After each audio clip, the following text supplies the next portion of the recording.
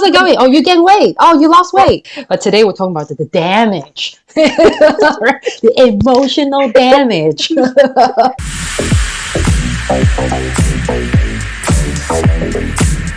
So, Catherine, this is the Asian Heritage Month, right? Or AAPI month. And I actually feel really awesome because there's a month dedicated to celebrating us, right? And our heritage. So, in this month, in the spirit of Heritage Month, I feel like we can talk about anything that's Asian, anything that's Asian. But I think there's a lot that we have in common, right? Things like we love talking about body image and just the effect on women, mental health and wellness. And why don't we just chat a bit about our own experiences growing up as Asians in Western countries, and also our own relationships and struggles with body image.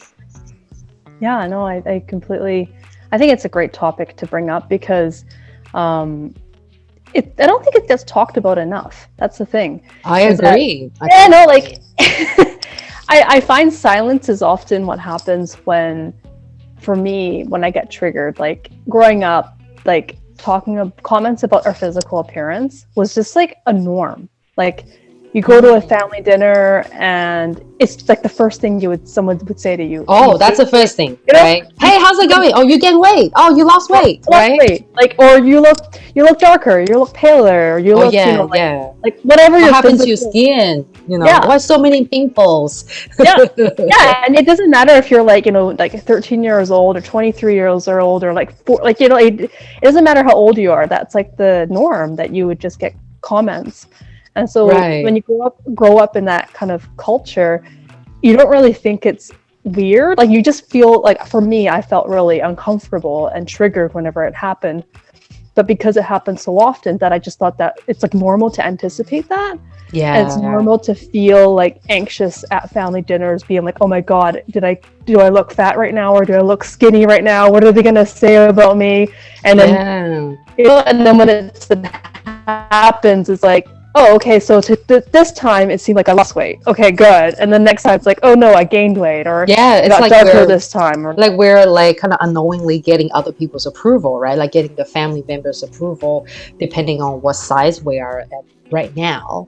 Yeah, and it's interesting that when we talk to other Asian women or men about this, it's like in the culture to really like blatantly comment on your appearance, unapologetically, right? And then it's like it doesn't matter. It's if you're, what size you are, what changes you have. Everyone, like every auntie, every uncle, is entitled to judge you or to comment on it and throw their own kind of like spices on it, right? So yeah, I think we both have grown accustomed to that. But I think the thing is but that's the thing, because you just mentioned, right? Sorry, I digress. Because you just mentioned that we don't talk enough about, the body image issues, right? And have you noticed that, like, the good thing is in recent years, there has been a stronger and then a higher awareness on body positivity, right? Mm-hmm. In the West, but I don't know how is it in like the Asian context. So, I mean, I wouldn't know either, but I think just from what I see in like magazines and newspapers that I see from like what my parents read, like every single ad, there's still like slimming ads. Oh yeah. There's still like, the celebrities are all still very, narrow hips, slim, super skinny, super pale. Like that's the look for an Asian celebrity. Like if you watch any, that's the same. Like if you watch any Korean drama, and like me and my husband just recently like watched our first Korean drama. Oh, and, which one was it? The Startup. Oh yeah, that's what you mentioned last time. Awesome. Yeah, they all look the same, right? All the same body shape, cookie cutter size. Unless it's like the grandma or like the older grandma, then she may be a little bit maybe different size, like not the super skinny. Yeah, you know what? Speaking of that, right? Speaking of the pop culture from Asia, I now just remember that whenever you see an oversized or plus size, let's use the word, whenever you see a bigger girl, a plus size girl, that you do see that actually here and there. But that person is usually like a comedian. That person usually like a comedic, sort of like character. So it's kind of like they're already giving people the impression that, okay, if you're fat, then you just do your comic, then you're the funny person. If you're fat, you're probably the mean, like, the ugly duckling, from class. You can never be the the central character if you're like, this size, right? So I just Yep. remember that. Yeah. And while you're talking about that, I remember recently in Hong Kong, there is she's like a new star. She's actually plus size. Her name's Joyce. I believe that's her name, Joyce. You can look her up. So she's a Okay. singer. She runs, I think she recently won some award, which is amazing to see that, the crowd, Hong Kong finally gave her the approval, approving her talent and also approving her for who she is. And I know that she has always been struggling with body weight all her life. And her mom was a famous, actually, comedian who was actually, her name's Fei Fei. Maybe you or your parents have heard of her, right? So that was her mother. She passed away. And she has always been living in the shadow of her mother, and also her weight has always been the big topic. And she had also been endorsed by different slimming centers to be their like spokesperson, to to help them advertise slimming and all these things before. So she had actually gone through a journey of losing a ton of weight, and then I think the weight bounced back, and then she decided, I think after like how many 10 plus years of struggle, she finally decided that I'm going to be myself. And also probably, I'm guessing, okay, maybe thanks to the whole like global, or maybe not global, Western body positivity movement, that it probably inspired her to be herself regardless of her weight. So she has decided that, I'm just going to be like this. I'm going to stop any kind of dieting and slimming. I'm just gonna stay in this, plus size I am. And then she's really happy about it. She's been the same for a few years, and then just worked on her singing, talent, and she's doing really good. So I don't know if that's a good start. That's a change to see, especially in a place in Hong Kong. Yeah. Superficiality is everything, right? Yeah. So that's just something I thought to bring up. Yeah. Yeah, no, absolutely. I think I hadn't heard of. I think her dad's also a celebrity. Oh right? yeah. He was a famous actor. Actor, yeah. I think I know. I remember, like she was from like her mom was from like the 80s and 90s. Like she was very popular, and I think didn't she grow up in Vancouver too? Like I think she did. She went to school here. Yeah. So I think I remember my parents talking about her. Oh, she's very relevant to our topic then. She's also from Vancouver. Yeah, so good for her. Maybe I'll put it over. What do you call it? I'll put a picture here. When you guys see it, so you can go and follow her. Yeah. But maybe like just seeing how she is so like authentic to herself while still making it in the top industry is probably a good sign. It's a good hopeful and optimistic sign that maybe there's gonna be some changes, right? For more for more Asians, right? Different shapes and sizes of people. For sure. Hopefully, right? But I know that, like, from what I've seen from mainland Chinese, like, social media platform, there hasn't been that much like body positivity talks, and the whole vibe is still on like how much weight can I lose? How can I keep my body in this like A4 size paper size? It's freaky. It's really crazy. So so like you said, it's not talked about enough. Maybe like we can be we can contribute to the Asian community more, even just Asian community in the West. I feel like it's probably not talked about as much, right? Yeah, I know, I agree. And it's also, I mean, I think the thing with Asian women though, like genetically speaking, I think I read somewhere in the States that genetically speaking, Asians tend to be smaller, and they and they tend to have a lower rate of obesity than non-Asians. And so there's this kind of like double expectation for Asians to look that expectation. Oh, okay. Because, like, we're all petite and nice. Like because generally, like if you do look at the demographics and the data, we are smaller than an average size. And so like for those who don't fit into like that skinny look, it Mm-hmm. really do feel like you're sticking out like a sore thumb.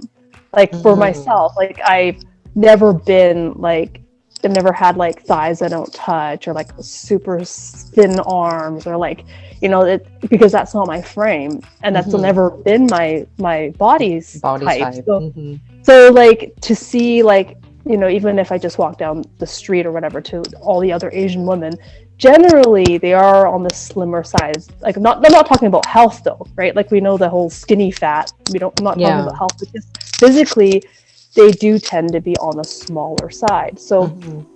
but that's like not the norm. Like I mean that's what people think is the norm. So for those who don't fit into that, you feel really just out of like just like you don't Yeah. belong. Like you're not Right.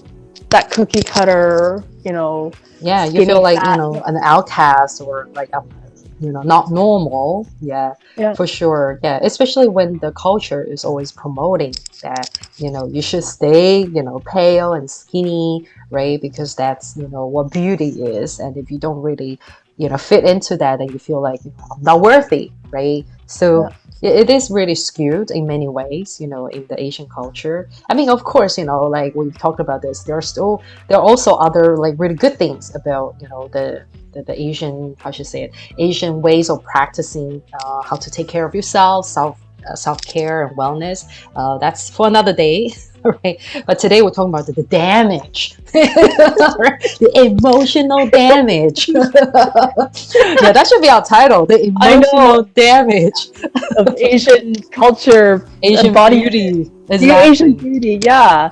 And I think there's also like, I don't know, like I find that a lot of the older generations are kind of the culprit of passing down these kind of Oh toxic yeah, right. But because yeah, like culturally speaking, like older tends to get more respect than the younger, and there's this kind of oh expectation yeah, that the hierarchy, right, in yes, family. the hierarchy, and like an elder can say anything to a younger person without really any consequences. Mm-hmm. Like it's Right. like the most like it's always the old lady or the old man or like that's at the round the table just be like, oh, that person's fat, that person's fat, like and no one says anything to them. There's Yeah, just like, oh you can't yes, talk yes, back to them because it's oh not respectful, right? To talk no, back to an elderly, right? no, You can just swallow it, like doesn't matter how much you get damaged, you just swallow the pill, yeah, just swallow it and take it and go, oh, yeah, I'm fat. Okay, all right, I'm gonna lose weight next month. Okay, okay, yeah, all right. yeah, okay, it's like like yeah, and then they just because it's disrespectful, and then also if you do talk back, it's everyone's going to be like, oh, you can't, they're How just dare you, how right? dare you Mm-hmm. disrespect this, our great blah blah blah great auntie person that's above 70 years old or 60, whatever age it is, and like their word is gold, and they're only saying it to help you. It's Mm. like Oh, they mean well, yeah, they mean well. They care about your yeah. health. They're worried about you. They're worried about, whether you're going to get married, or like you're going to find someone, or if you're attractive enough for a rich man to take care of you, or whatever, right? Right, right. Yeah, for sure. Yeah, that's the thing. Like while we're saying this, right? Like we kind of feel like we're putting the blame finger on them, but also at the same Yeah. time, it's like that's the only thing they know, right? Yeah. That's their mindset, and it's being passed down to them through like generations, right? Like the Yeah. same idea passed down through generations to them, and then of course they're passing down to us, and then Yeah. if we don't change the pattern, right, Yeah. then we repeat it to our kids, right? Yeah. So I guess we are the generation, right? Like to really make that difference. Well, Yeah. as the immigrant kids, we are really, really to like, what's the word? Disrupt the pattern, right? So Mhm. that we don't repeat it to our kids. And, at the end of the day, I think both you and I, we just want to like combine what's the best, combine the best, ingredients from both East and West, right? And give it to our kids or to ourselves. So, this emotional damage part from the Eastern culture is something that we want to change, right? Yeah. And really, like, I'm very glad that there is that body positivity movement, in the West right now. I can only say I think it's only in the West right now. And Mhm. hopefully, like, it can really spread over to the East very soon, like in a, healthy way, right? Yeah. So that more girls can really embrace, like being in different sizes and shapes whilst being healthy, right? That's always, like the concern we have, right? Like, don't throw away your health and care, your health and self-care just because you're allowed to celebrate yourself, in whatever size and shapes, you're in. It doesn't mean that you can go eat McDonald's every day, right? And still celebrate it, right? Yeah. So, yeah. And also, you don't feel good if you eat something McDonald's every day. Like, it's yeah. like, I mean, you can if you want, but I find that when I kind of start to eat very, very just, I'm not gonna say like, it is unhealthy, but just, like a lot of stuff that I know are really tasty, but they just make me feel like really gross inside. But I mean, so I take that as in like, you can have that flexibility to eat whatever you want, but you also take into consideration that there's the aftermath of if like if you eat McDonald's and Big Macs and chips and ice cream and cookies and it just keep going and going. Like, I mean, if you don't care, it's okay. Like, physically, you're gonna look different. But also for me, most important is how I feel on the inside. And when I eat like that, I just don't feel good. Like, I don't have good energy. I can't do things I want to do, and you feel sluggish, and you can't poo. Like in my case, sorry, I can't go to the toilet. Yes, that's huge. That's already a sign. That's really a big sign that what is this food doing to your body, right? Yeah. Is it that good? Okay. Write it in a comment below. Okay. Yeah. How many times you eat your McDonald's a week? and it's okay to eat it. It's just the moderation is and balance that you often talk about. For sure. Key. I know, right? Yeah. So before we digress to nutrition, of course, and shitting on McDonald's. No, we didn't. We all grew up with McDonald's, so we have childhood memories. Yeah. So I actually want to ask Katharine, like, how did you? Because you are a mom of two beautiful kids, love you kids. Like, how did you put up with the body changes, while you were pregnant twice, and also, you went through postpartum twice as well, right? I'm still getting over my first one. It's only been 3 months, so I don't want to think about the next one yet. Yeah, how did you go, like, both times? Was it, like, similar, or was it different? It was definitely different. Like, the first time, I had really high expectations of myself. And so, like, I was very frustrated within the first month or two that I couldn't do anything. Like, physically, I couldn't, like, so, and I went through, like, a roller coaster of, like, I knew I needed to practice self-love and take time to recover, and that it's like, like, my brain was telling me, slow down. Your, like, body went through this whole thing. Oh, yeah. Like, relax, just sit there, do, like, the Chinese thing where you shouldn't even really be moving for a month. And, like, but then confinement. And I couldn't do it. I was just like I need to go out, I need to do stuff, I need to, like, start just moving, I need to, like, start changing my diet, because obviously, like, for me, like, the last couple months of my pregnancy with my first was like I just ate whatever I wanted, and so I was like almost set a deadline for myself. Like, when this baby comes out, I'm gonna be like super clean eating and just like lose all this baby weight like as soon as possible.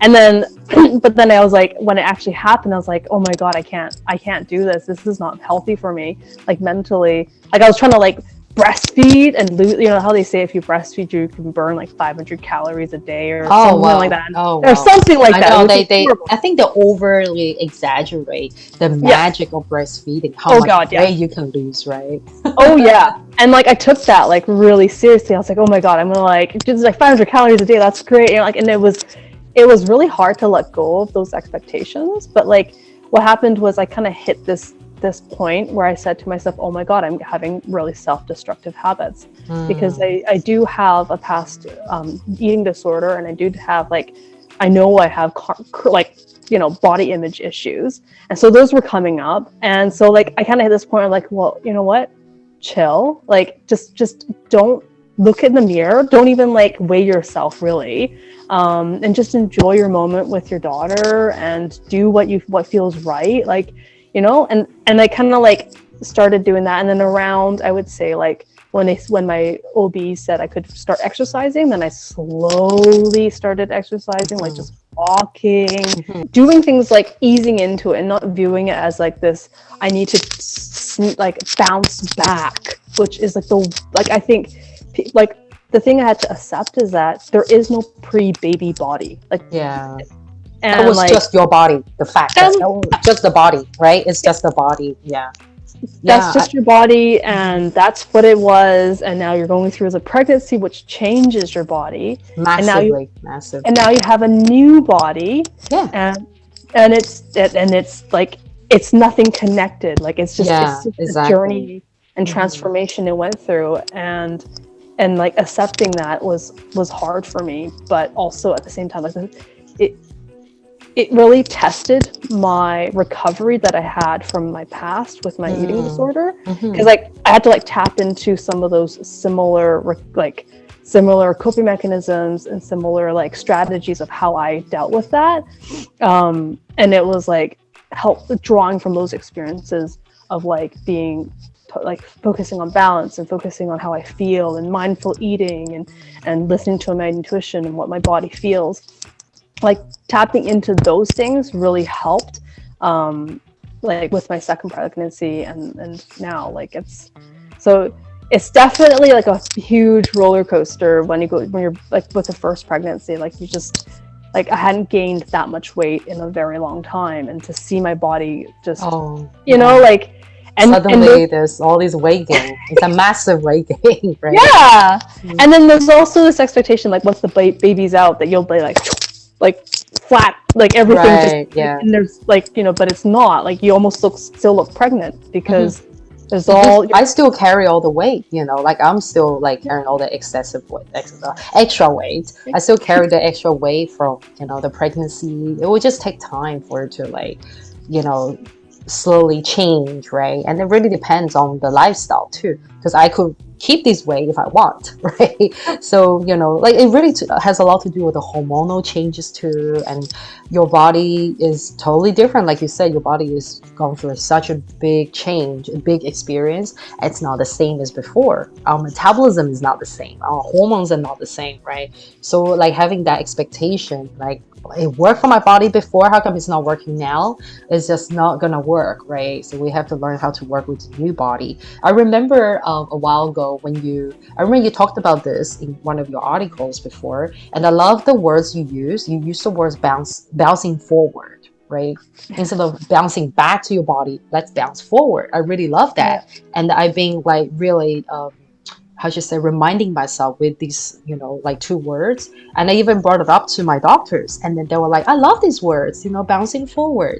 And I think we need to like, spread these words out to more women so that they can actually really, get on the act of like bouncing forward rather than that bouncing back, right? Like looking mm-hmm. back, but we look forward, right? With this new body, what can our new bodies do?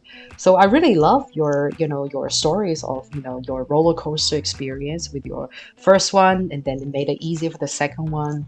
I mean, it's like I really have to thank you for, having like putting out so many like mom materials and so many story sharing from your experience as a mom, because I read a lot of your blog entries before I got pregnant and before I become a mom. So a lot of your stuff is really preparing me mentally for this journey. So I really have to say thank you for preparing me for this journey, because it's a brand new journey for me. And like I would say that I didn't go through a roller coaster in my experience, because thanks to a lot of your experience and sharing, and also like being in the whole body confidence journey as well. So it makes it extra important for me to be aware of the changes, and also my own mental changes at the same time. But while having said that, it doesn't mean that I'm perfect. It doesn't mean that I didn't struggle. I did struggle as well. Right? Like in many ways I struggle with like just the hormonal changes. I also, like, the biggest struggle, I'll say, yeah, of course, seeing my body is different. It makes me kind of, I don't know how I feel, to be honest. Like seeing my body so different with, like extra, fat I'm carrying, and also a bit of loose skin. a it's a whole new experience, seeing a different body. And of course, I would ask myself, okay, how long, I wonder how long, will all this go away? How long do I need to make all this go away? And what is my plan? Like, I was already kind of starting to plan, okay, what is my wellness plan, for the body movement and, the nutrition and everything else. But also at the same time, I'm like, do I need to be so like strict with myself? Because I'm doing a lot already, and having to follow a plan on top of that while I'm still trying to get a hang of, taking care of the baby, is it probably seems a bit too much, right? So I think I have that mental roller coaster in terms of like how much I can manage actually. So the body part does, come into the picture as well, because while I'm thinking, okay, how do I plan my business while, being a stay-at-home mom? And then, having another plan to coming to come into the picture, like, okay, my body plan, okay, my wellness plan, and everything else, right? It's just like, how many plans am I juggling, right? So shouldn't the main plan be just how to take care of my baby, how to learn to be a good mom, right? So I think that's my roller coaster. So body image is part of it, but plus, everything else. Like I'm still hanging on to like, the whole entrepreneur, lifestyle. Like, I don't want to let go, but now I gotta do less. But the body, okay, what can I do to like, bounce forward, have a stronger body, maybe lose some of the weight, right? So all of these things, I think at the end of the day, it's a big mental battle, to be honest, right?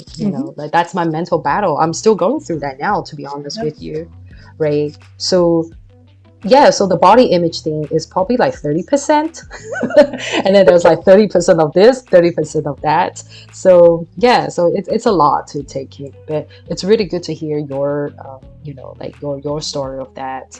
And eventually, it will get better, right? So I just have to wait. I just have to really wait and see what happens after another couple months. Maybe it'll get better.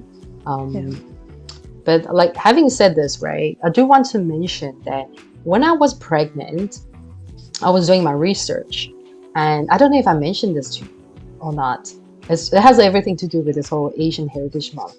I was also searching on some Chinese content, like on pregnancy. So not just English content, but Chinese content.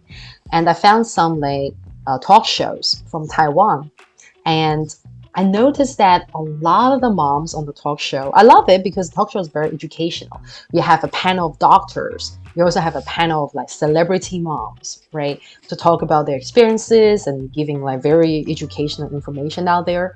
But I noticed that a lot of them care so much about the postpartum recovery in terms of how to get the body back into shape, how to minimize stretch marks, right? So it really got me thinking, wow, it seems like, and also talking to my friends in Hong Kong, right? A lot of my friends are pregnant right now, or some gave birth already. It seems like a lot of the concern while pregnant is not on like, how can I be healthy for my baby? How can I get the best nutrition? A lot of it talks about like, oh, I only gained this much weight. I'm doing a lot of upper body workout, so I don't seem like I'm gaining all over. So like the weight gain is only on the tummy, but my arms are still slim. So it's really funny to see that, this is where the focus is. The focus is on the body image. And they will be very happy to report to me that, I didn't gain so much weight, throughout my pregnancy.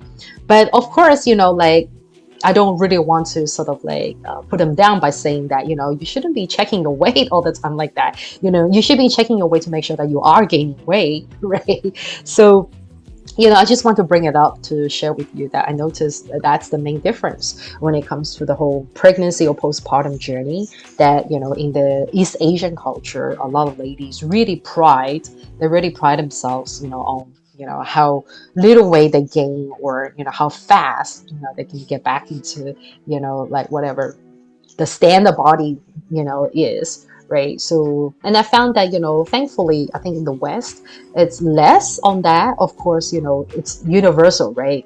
Our obsession with the beauty and body. But I found that it's actually there's less focus on the superficial part, but more on like how do I breastfeed, how can I get my baby to sleep properly, all these like very practical things for the baby. So yeah, that's something that I do want to mention here. And I think recently, like Sports Illustrated had a model that had her C-section scar. Oh wow. Like she posted, like she posed for Sports Illustrated in a bikini, and it actually is like the first model to show her C-section scar. Oh So like, wow, that's amazing. it doesn't surprise me that Taiwanese talk shows have those types of segments where they talks about stretch marks and how little weight they gained and how quickly they lost the weight. It's I wouldn't expect anything like different personally. And I know like if you follow some of those, like for me, like I follow, like in terms of my Instagram, I follow things that are very like that don't promote, a diet culture, that are, don't have anything fat phobia related. And I see like more and more images of moms being really raw about their postpartum bodies and showing pictures of like what it looks like, what it really looks like. Yeah. And like seeing those myself, like when I was pregnant, made me feel like, okay, so I don't have an expectation that it's going to be like, I'm going to bounce, like completely be, flawless, like you never had a kid. Yeah. And I think Katy Perry posted a picture after her baby was born, and when she was just like super raw and out and open in the mirror, what her belly looked like right after. Yeah. I've so seen there are those. So it's encouraging. It's very encouraging, right? Yeah, but that's not something I would expect from like East Asian celebrities, like to do it so raw and no. They would never do that.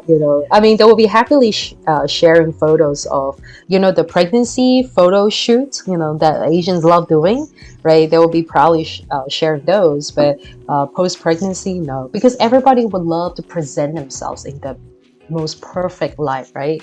Like I've never had a baby before, and I recently read something about like a lot of the Chinese celebrities, like they come out into the public eye after only a couple months, like 1 month or 2 months after delivering the baby. They come out and they look perfect. They look like exactly the same as before. So it got a lot of people, like what I saw from what I read is that a bunch of people are questioning, did I ever have a baby? Did I fake their pregnancy? So it's speculating, all right? Some people are speculating that they had a surrogacy, right? They had a surrogate pregnancy, right? So they didn't carry it, but they were faking it, right? They were fake to have a belly, and then you don't see them for a while. And then after a little while, they come out and looking exactly the same. So there's a bunch of people speculating that. And also there's a bunch of people, probably a lot of people, really kind of admiring it. They believe, I mean, I don't know if it's true or not, right? But they believe that they had a baby. They were just so great at, like, shrinking their body back into whatever size it was. So there's a bunch of people believe that. They believe that they can do it as well, right? But the truth is, like both you and I know that we don't know what happens behind the camera, behind the scenes, right? Maybe they did have a surrogacy, or for a lot of these celebrities, they have a whole team of like professionals to help them, maybe a team of nannies to help them with the kid and everything else, the confinement, right? Postpartum care. So we don't know, what happens behind the scenes, right? So it's really hard for us to really relate to that and go, that's even possible, right? Yeah. So 99% of the time it's not, I'll say. Yeah. And I guess like I would ask is, why hide that? Like, why is a surrogacy shameful? Why is it embarrassing, right? Like, because then it also we also think about like infertility, and you think about women's struggles to get pregnant, and if you are using a surrogate, or if you are adopting, or if you're doing something else to create your family, it's totally healthy and acceptable, right. And it's not something to be embarrassed about. Yeah. And because when I think of someone hiding their surrogacy, it's like, so you don't want people knowing, because why? Like, and also pretending to be pregnant as well. Because I know, the actress Jamie Chung, her and her husband had a set of twins through surrogacy, and she was very authentic in her journey. And I think I really admire that, because it helps promote, the reasons why some people can't have kids, and that there are options out there. Definitely. To pursue a family. And and I guess so the the whole body image piece, I think, is just like a huge part of it too. Like that they wanted to look exactly the same as what they did before a baby, and then also this baby, like they're speculating it wasn't even really, she didn't even hold it or didn't carry it. Right. I think that's really, like, that's unfortunate to me. That it's a social, yeah, I think it's unfortunate that the body image and surrogacy, they kind of have to, they're there, like, together, because it should be a total separate thing, right? Like, firstly, it's completely healthy to have it, and it's their choice, right? Whether they go with surrogacy or some other method. But that, I don't know, yeah, it's just really, it's just very skewed, right? That it's very twisted how like they even come together. And yeah, like, speaking of surrogacy, definitely, it's becoming more and more popular.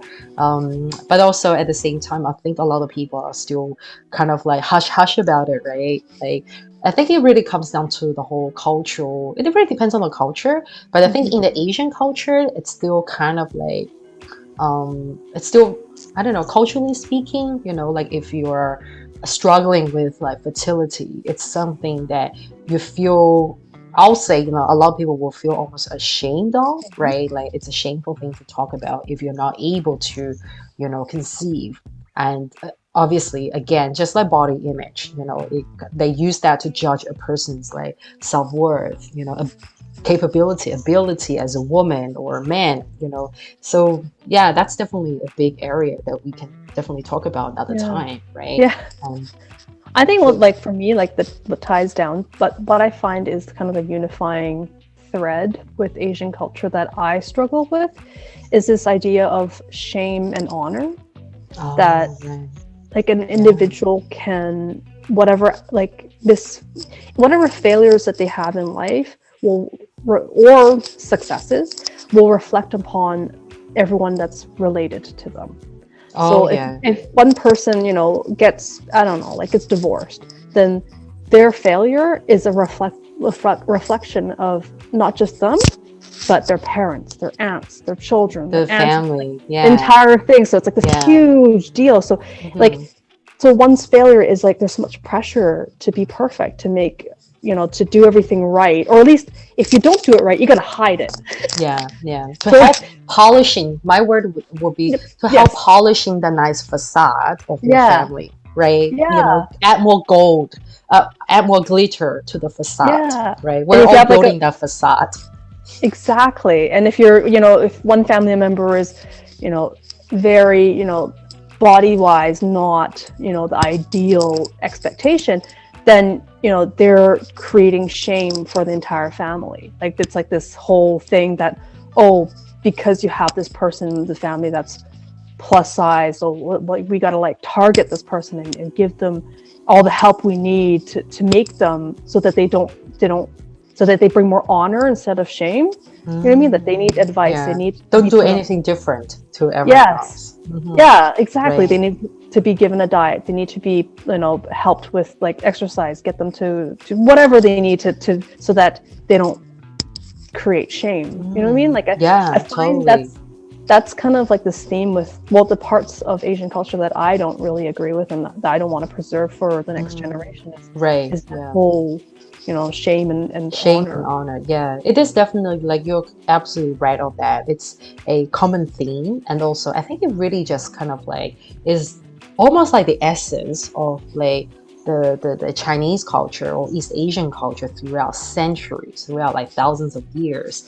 And it's something that I grew up with as well. And especially I remember my father, I still remember till this day, my father told me this. I think he only told me this when we moved to Australia, that, everything you do, he told me this exact words, everything you do outside, you're a representation of the Fang family, right? Our family, right? Or the Chan family, everything you do is a reflection of the Chan gang, right? The Fang gang, right?